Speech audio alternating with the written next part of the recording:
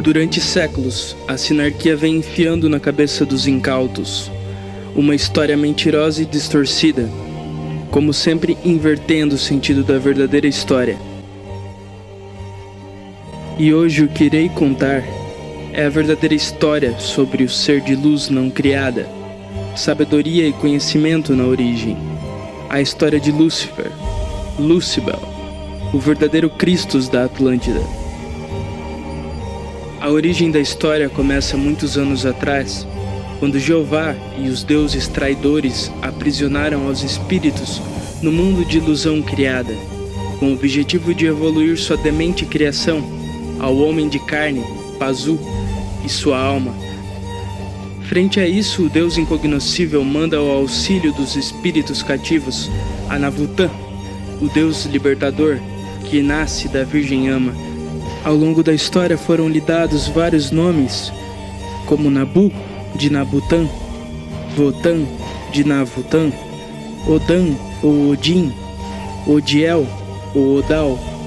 Navutã então se autocrucifica na Árvore do Terror, encarnando no Valplates, campo de guerra, inferno da matéria e ilusão maia, para assim descobrir o segredo de como voltar a ser imortal, Vraja, matéria não criada, e assim auxiliar aos espíritos aprisionados a serem imortais novamente, como eram na origem, deuses. Navutã não consegue encontrar o segredo fora. Ao fim, já agonizante, o grande chefe branco fecha o seu único olho que mantinha fixo na ilusão do mundo, e olhou no fundo de si mesmo, numa última e desesperada reação para salvar a vida que se apagava sem remédio. E no ápice de si mesmo, em meio à negrura infinita da morte insinuada, viu surgir uma figura resplandecente, um ser que era pura graça. Se tratava de Fria, aparelho original, a alegria do espírito, sua divina esposa da origem, que acudia ao seu auxílio. Quando Navutã abre novamente seu olho, Fria sai por ele e se interna no mundo do grande engano. Vai buscar o segredo da morte para salvar seu esposo agonizante. Entretanto não consegue e o tempo se acaba inexoravelmente. Ao fim, sem se desesperar, Fria se dirige à Hiperbórea para consultar os deuses libertadores. Eles lhe aconselham buscar um gigante bicéfalo que habita o mundo situado sobre as raízes da Árvore do Terror e que exerce o ofício de chaveiro. Desse gigante deve roubar a chave Kalachakra, pois nela os deuses traidores gravaram o segredo da morte. Freya, transformada em corvo, desce ao mundo do gigante Bifronte e lhe rouba a chave Kalachakra. Fria com efeito quebra com um golpe de seu machado a chave, mas o cabo ao cair se transforma em 7 gigantes de 7 cabeças cada, que dormem para que as raças raízes vivam por eles. Ato seguido sem alternativas, pois está urgida pelo tempo, Fria se veste com o véu da morte que aqueles gigantes têm pendurado com um laço em cada pescoço. Logo os desperta sucessivamente e se entrega a eles como amante, mas inexoravelmente os degola na culminação de cada orgasmo. E as cabeças dos gigantes, atravessadas por uma corda ou sutrama, formam o colar de Fria, Calibur, no qual cada crânio representa um signo do alfabeto sagrado. Por fim o véu se solta e Fria, novamente transformada em corvo, retorna ferozmente junto a Navutã. Então, para resumir, Fria toma a decisão de entrar novamente em Navutã, mas a chave Kalachakra deve ficar do lado de fora, posto que somente ela possa existir no fundo de si mesmo. Fria deve revelar a Navutã o segredo da morte, não só para lograr sua ressurreição, mas também de todo homem, para que seu sacrifício não tenha sido em vão. Mas como expor o segredo da morte sem a chave Kalachakra, sem mostrar-lhe o instrumento de aprisionamento espiritual para sua compreensão?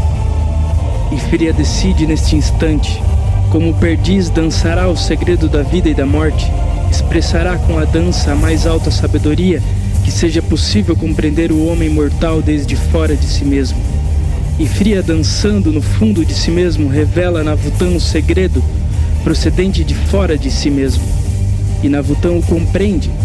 Se corta o feitiço causado pelo fruto da árvore da vida e da morte, e ressuscita novamente como imortal. E ao descer de sua crucificação na árvore, repara que seu corpo foi transformado e agora é de pedra pura, e que pode compreender e expressar a língua dos pássaros. Então Navutã ensina aos homens as 13 mais 13 Vrunas, mediante a língua dos pássaros, e os encaminha a compreender o signo da origem, com o que obterão a mais alta sabedoria. Serão imortais enquanto o espírito permaneça encadeado ao animal homem, e conquistarão a eternidade quando ganharem a batalha contra as potências da matéria e sejam livres na origem. É fácil advertir que a história de Navutã tinha pontos em comuns com a história evangélica de Jesus Cristo.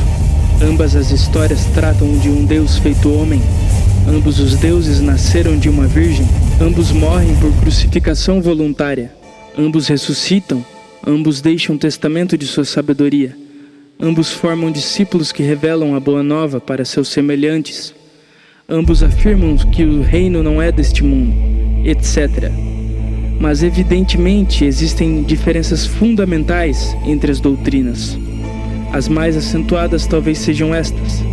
Navutã vem para libertar o espírito do homem de sua prisão no mundo do Deus Criador, e portanto nada do que aqui acontece pode culpá-lo essencialmente, e muito menos afetá-lo eticamente.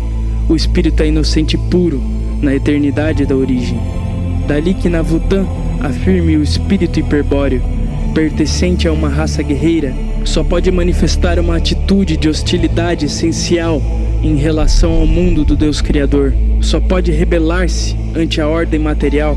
Só pode duvidar da realidade do mundo que consiste o grande engano. Só pode rechaçar como falso ou inimigo a tudo aquilo que não seja produto de si mesmo, quer dizer, do espírito, e só pode alentar a um único propósito com sabedoria: abandonar o mundo do Deus Criador, onde é escravo, e voltar ao mundo incognoscível, onde será novamente um Deus. Ao contrário, Jesus vem para salvar a alma do homem, do pecado, da falta da lei do Criador. A alma é criada pelo Deus Criador e deve obedecer cegamente à lei do seu Pai. Tudo quanto aqui acontece afeta eticamente a alma e pode aumentar sua cota de pecado. A alma não é inocente nem pura, pois o homem se acha nesse mundo como castigo por um pecado original cometido pelos pais do gênero humano e herda por consequente o pecado original. Daí que Jesus Cristo afirme que a alma do homem, a criatura mais perfeita do Criador, só deve manifestar uma atitude de amor essencial em relação ao mundo do Deus Criador. Só deve aceitar com resignação seu posto na ordem material. Só deve crer na realidade do mundo. Só deve aceitar como verdadeiro e amigo aquilo que provar vir em nome do Deus Criador. E só deve alentar um único propósito com sabedoria: permanecer no mundo do Deus Criador como ovelha e ser pastoreada por Jesus Cristo, ou os sacerdotes que o representam. Ser Deus ou ser ovelha? Essa é a questão. Esse trecho foi retirado do livro O Mistério de Bellicena Vilca, de Nimrod de Rosário, na página 77.